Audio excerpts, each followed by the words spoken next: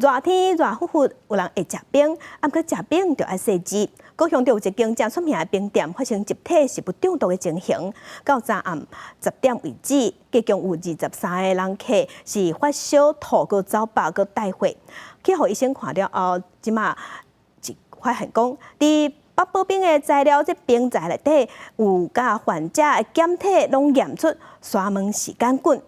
卫生局即马依法会要求即个业者爱停业，而且已经罚30万，嘛要送检方侦办。为什么？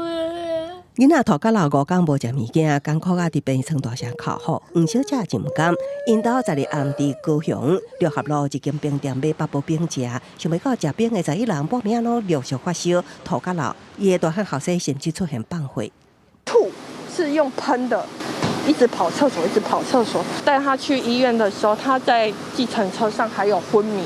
大汉后生也咧断线，有食冰的家庭出状况后，黄小姐认为代志无单纯。昨日伫 PTT 论坛发文询问，想要到就有10几个消费者反映有同款的状况。吃冰的3个人有事情，然后我们看到黄小姐也发生一样的状况，知道说这应该是一个很集体的食物中毒的事件。烧又退不下来，然后又拉屎吃，家里觉得不行了，就赶快送急诊。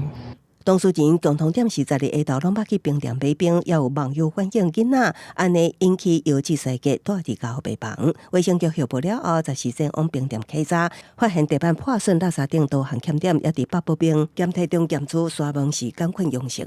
八宝冰检体已检验出沙门氏杆菌阳性，该检体亦检出金黄色葡萄球菌，菌量未超标，大肠杆菌等。